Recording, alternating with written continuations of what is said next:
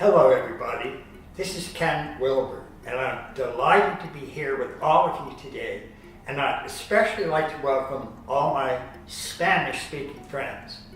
I'm very happy to see the genuine interest in integral studies that you're all demonstrating, because if we look at the world today, both its promises and its threats, integral awareness is crucial to dealing with both of them in the best way possible.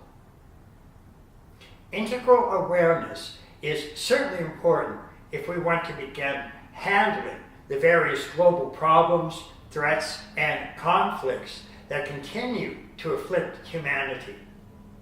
The integral framework itself, for those of you who are new to this, is a theory, or more accurately, a meta-theory, that attempts to identify and draw together all of the known potentials, capacities, and skills that human beings have available to them.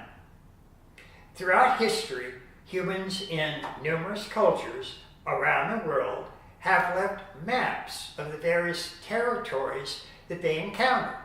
Economic maps, spiritual maps, scientific maps, political maps, education maps, and so on. Integral meta-theory has taken all of those maps from pre-modern, modern, and postmodern times and created a huge super map that claims to include and integrate the very best of all of those individual maps. It's a map of maps, if you will, a theory of all theories, a paradigm that includes all other paradigms. What this means, to put it in simpler terms, is that for the first time in history, we have a framework that's truly and deeply comprehensive, that includes a good deal of the truths that humanity has discovered throughout history. The integral framework is, in the very best sense of the word, truly holistic. And this means if we want a truly inclusive, embracing, and genuinely comprehensive approach to any issue, then we need to take an integral approach. To date, over 60 human disciplines have been reinterpreted in integral terms.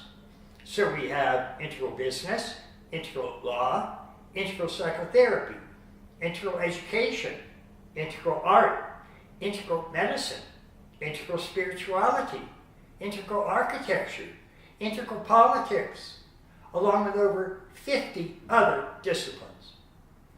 This has caused genuine revolutions in those fields because for the first time we have approaches that really do cover all of the important bases, approaches that are not partial and fragmented and limited, but approaches that really do recognize and incorporate every major paradigm aimed at that field.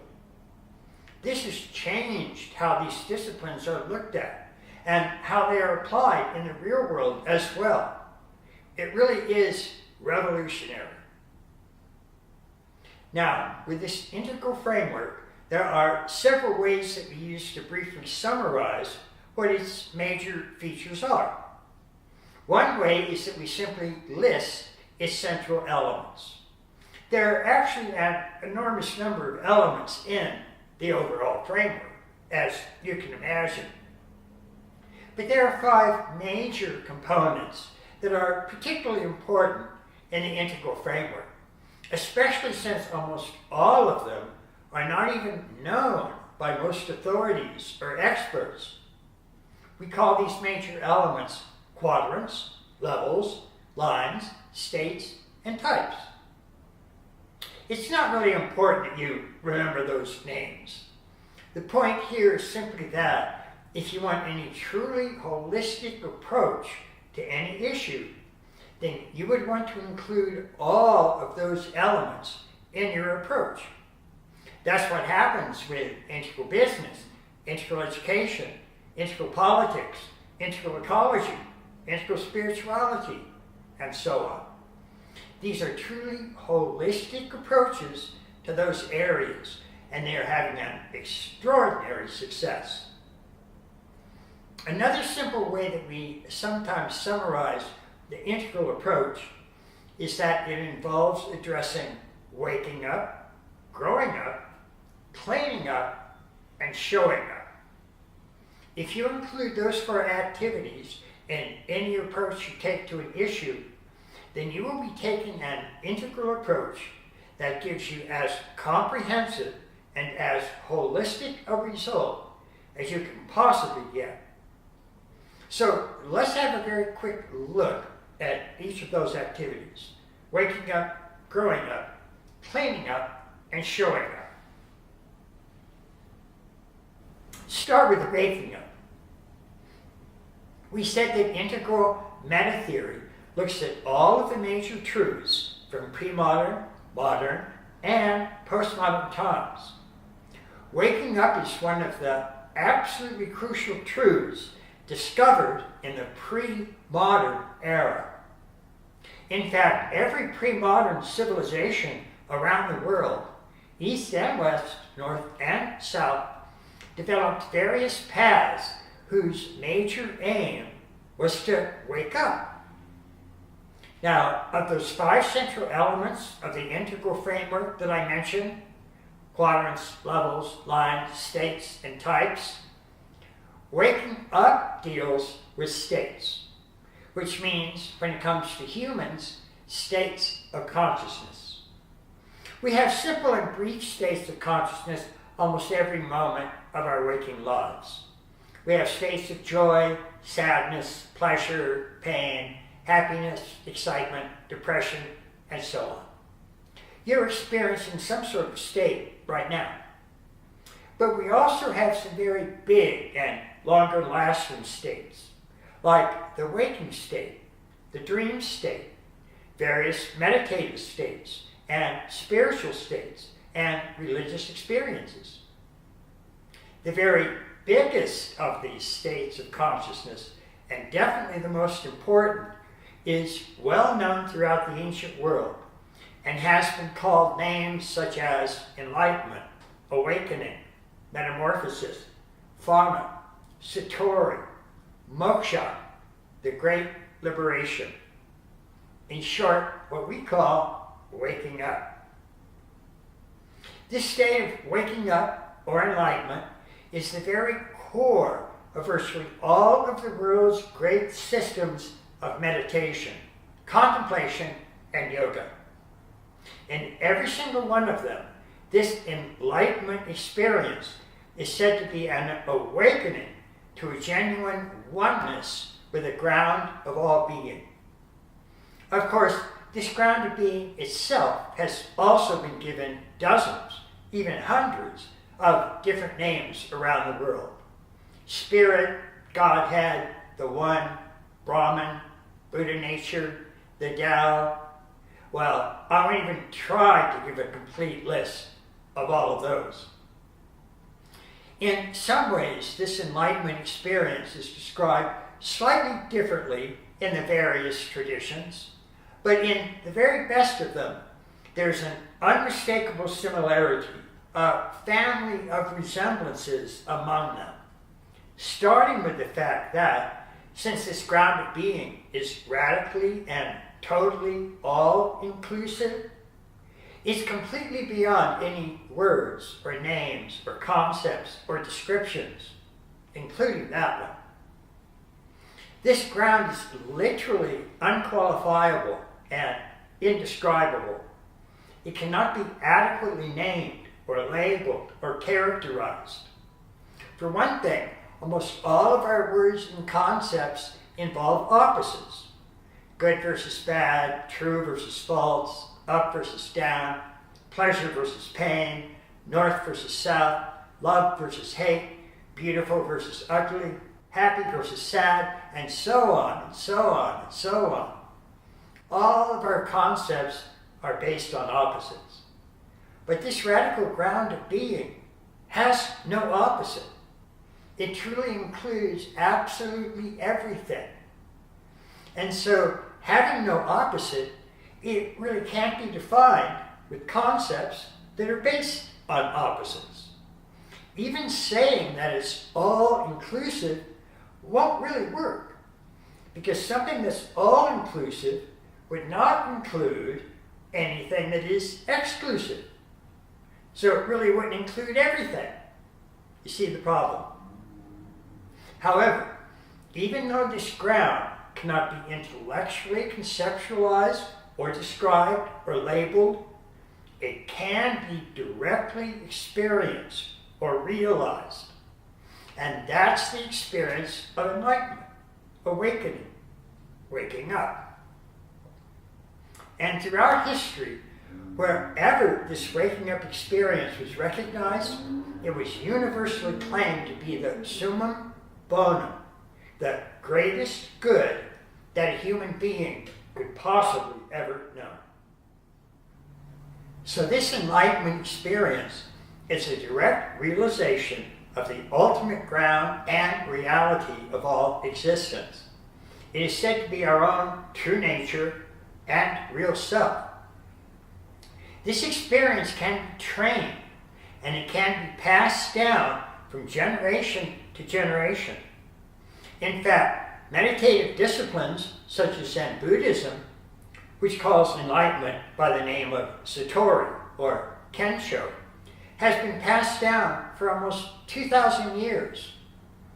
The practices of waking up are the only disciplines in the history of humankind that claim to give people a direct experience of anything like an ultimate reality or ground of being. And because this ground deeply embraces everything, the direct experience of that ground is given names like ultimate unity consciousness, divine oneness, non-dual awakened awareness, one case, and so on. The integral framework claims to make room for all of the important truths discovered by humankind throughout history, and the experience of enlightenment is as important a truth as you can find anywhere. But it's important to realize what this waking up experience is not. It is not a fundamentalist religion. It is not a mythic story, such as Moses parted the Red Sea. Lao Tzu was 900 years old when he was born. Muhammad flew to the moon on a horse and cut the moon in half with his sword, and so on. Those are examples of mythic, literal belief systems that are found throughout the fundamentalist and mythic religions of the world. But waking up is not a mythic belief system. It is a direct, immediate, first-person experience, and it can be verified by anybody who wishes to take up the meditative or contemplative practices that will elicit it. Yet, as important as waking up is, it does not cover all of the important bases, not by itself. For example, it doesn't cover growing up, and it doesn't cover cleaning up. And in terms of overall human behavior, those areas are just as important when it comes to actually solving the wicked problems that today face humanity.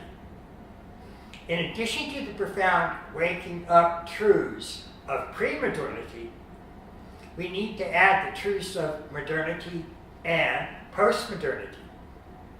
And one of the most important truths discovered only in the modern era is that of growing up.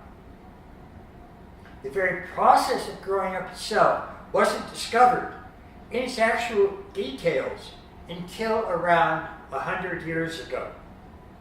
And that's why not a single major world religion anywhere, including any of the paths of waking up, none of them have anything like an understanding of the stages of growing up that all human beings pass through.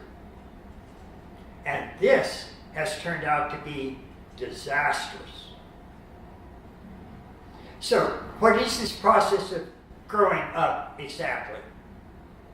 In a sense, it's just what it sounds like. All living things grow, develop, evolve, and mature. No living thing is born fully formed and fully developed and fully functioning. The acorn has to develop through a series of steps or stages in order to become a fully grown oak tree.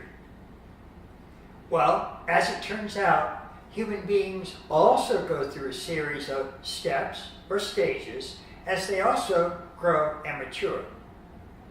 But these stages turn out to be much more important than anybody guessed. These stages are, in fact, the single most important item that will determine how a person views the world, the values they will embrace, the political party they will belong to, and the moral stance they will take, among many other items. It's really quite staggering. In order to understand this growing up process, we need to remember, as one of the truths that we learned in the postmodern era, that human beings don't have just one type of intelligence. It used to be common to think that humans have only one main intelligence, generally called cognitive intelligence and measured with an IQ test. But now we realize that humans have up to around a dozen multiple intelligences, or multiple lines of development. In addition to cognitive intelligence, we have emotional intelligence, moral intelligence, aesthetic intelligence, interpersonal intelligence, spiritual intelligence, and so on. By the way, becoming aware of your many multiple intelligences and working to activate them is what we sometimes call opening up. But the key point right now is that each of those multiple intelligences, or multiple lines of development, all end up growing and developing through the same major stages or levels of development. In the overall 5 elements of the integral framework, quadrants, levels, lines, states, and types, these are the various levels in the multiple lines.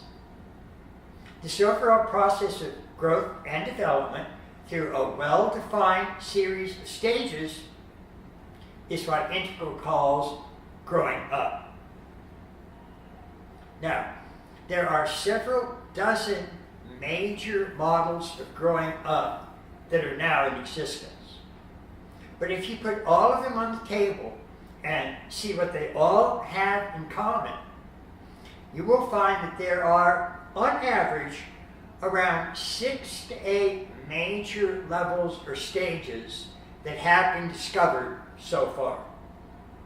As you might imagine, because each of these major models of growing up covers a different selection of the various lines of development or multiple intelligences, then the names that they each give to these 6 to 8 major levels of development vary enormously. Just to give one quick example, Gene Gebser, who was researching the developmental stages of worldviews, named these levels archaic, magic, mythic, rational, pluralistic, and integral. Abraham Maslow, on the other hand, who was researching stages of human motivation or needs, named these stages physiological, safety, belongingness, self-esteem, self-actualization, and self-transcendence. They were both covering the same major levels of development, but as they appeared in very different lines of development. Another minor difference you find in all these growing up models is the actual number of stages that they give. There can be anywhere from 4 stages to over 16 stages. But on average, the basic number of these stages, and again, these are levels or stages that we all progress through, is on average around 6 to 8 major levels. The actual number of stages that you will end up using depends, for the most part, simply on how much detail you want to include. The same basic overall developmental sequence is being described, but that can be done with more or less detail. And so the actual number of levels you use can vary. It's very much like whether you use Fahrenheit, Celsius, or Kelvin scales of temperature. It's the same temperature that's being measured in each case. You're just using a different size measurement. So why is growing up itself so important? I mean, fine, we all go through a developmental process in all of our intelligences. That's good, that's nice to know. But really, who cares what the actual stages are? But these stages really do contain staggeringly important shifts in human awareness itself. Shifts that are central to human values, needs, and morals. Let me give one quick example here. I quite often use this example because it's very simple and straightforward, but it gets the main points across very directly. This is feminist icon Carol Gilligan's research on the stages of moral development through which all women grow and evolve. In other words, moral growing up, the levels of development in the moral line. Her model is relatively simple and highlights just 4 truly major stages of that growth. Notice how each stage becomes more and more inclusive, reaching out and morally embracing more and more people with each stage. And that's a crucial factor in how many other people a person can honestly befriend and integrate in their world. So Gilligan's first stage she called selfish. Here, the woman cares only for herself. We also call this stage egocentric. Stage 2 she calls care, because the woman now reaches out and extends care from just herself to an entire group or groups of people. Her family, tribe, nation, and so on. Notice that this stage extends care from just herself to an entire group, which is a big step up. But this is care only for her own group. All other groups are looked at suspiciously, with distrust and even fear. We also call this stage ethnocentric, since it extends care to an entire group, but only that group. So it is open to becoming racist, sexist, homophobic, xenophobic, and so on. The next higher stage, stage 3, Gilligan calls not care, but universal care. What we also call not ethnocentric, but world-centric. This is an extremely important stage because now care and compassion are extended not just to a special group, but to all groups, to all humans, so that all people are treated fairly, regardless of race, color, sex, gender, or creed. You can see the incredible importance of this stage of development, can't you? Just look at, for example, slavery. Virtually every major civilization the world over had slavery. And slavery existed legally in virtually every country in the world right up until around 200 years ago, when the universal care or world-centric stage of morality began to emerge for the first time on a widespread scale. Prior to 200 years ago, most cultures were still at ethnocentric stages or lower, and so they had no objection to slavery, because an ethnocentric stage cares only for its own group. It doesn't care about other groups, including slaves. So every major great religion the world over accepted slavery. Buddhist monasteries had slaves. Christian monasteries had slaves. St. Paul counsels slaves to, quote, obey your master and love Jesus Christ. It was only with the emergence of the stage of universal care, again, only around 200 years ago, that humans finally realized that one person owning another person is not a moral thing to do. It's not a nice way to treat another person. And so, in a period from roughly 1770 to 1870, slavery was outlawed from every rational industrial country on the planet. The first time anything like that had happened in our entire history.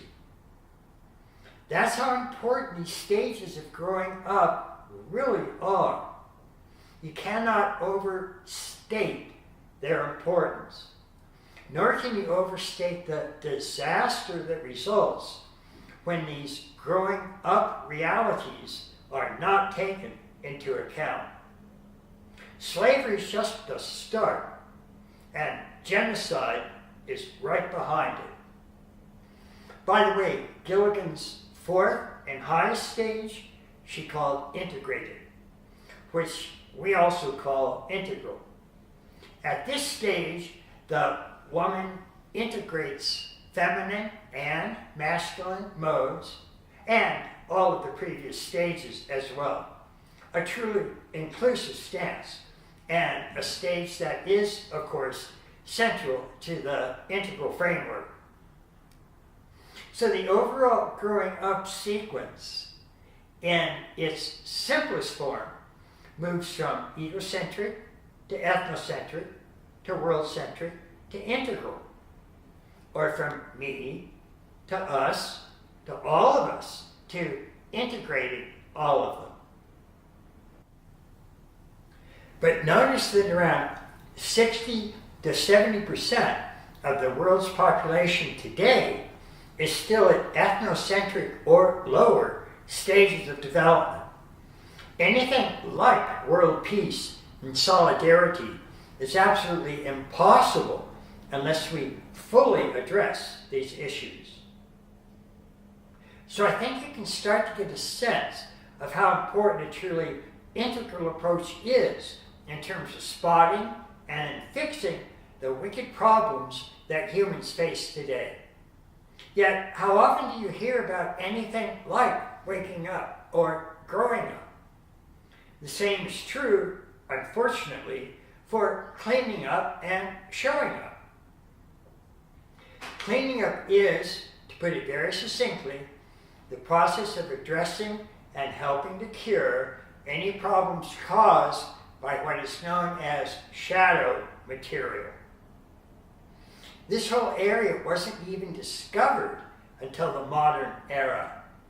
It was pioneered by geniuses whose names we all know: Sigmund Freud, Carl Jung, Alfred Adler, and so on. Their central discovery was that human beings can take any mental or emotional material that disturbs them, upsets them, traumatizes them, and they can repress that material, they can disown it, dissociate it, and push it into unconsciousness. It becomes shadow. But that shadow material does not simply disappear. It instead creates very painful and disturbing symptoms that torment and torture the afflicted individual. It creates, in other words, emotional illness and dysfunctions. And in order to cure those problems, a person needs to recontact and re-own the repressed shadow material. This overall process is what Integral calls cleaning up. This is a deeply important process because when human beings deny and repress their own shadows, they often project these shadows onto others and then attack those others with the same hatred that they have towards their own shadows. As the comic strip Pogo once put it, we have met the enemy and it is us. Throughout all of history, these viciously disruptive shadow issues have caused a stunning amount of murders, warfare, hatred, and ill will among humans. And until we can befriend our own shadows, this brutal mayhem will certainly continue. Look at how important these areas are. Look at waking up or discovering our own enlightenment. And look at growing up or developing and growing our highest potentials. Look at cleaning up or integrating our own shadow material. We mentioned opening up or utilizing all of our multiple intelligences. And don't forget showing up. Showing up means including and showing up for all of the truly major dimensions of our own being. One way to name these major dimensions is the classic wording of the good, the true, and the beautiful. It's morals, science, and art. It's behind first person, second person, and third person pronouns found in all major languages. It's Buddha, Dharma, and Sangha. It's the world of an I space, and a we space, and an it space. These are all variations on the elements that we call the quadrants. Leaving out any of the quadrants guarantees we get a deeply limited, partial, fragmented, and broken world. Failing to show up is deliberately to set out to be much less full and less complete that we can be. And as Abraham Maslow clearly cautioned us, if you deliberately set out to be less than you can be, I warn you, you will be deeply unhappy for the rest of your life. The result is indeed a fractured and broken world, which is exactly what we do not need any more of right now. So I think you can start to see just how important a truly integral approach is. And this means important for your own life and well-being, as well as that of your family and friends and nation and truly the world at large. Nowadays, most of our problems are global problems. And that means that our approaches to our problems need to be as global and as inclusive as they possibly can be. In other words, they need to be as integral as possible.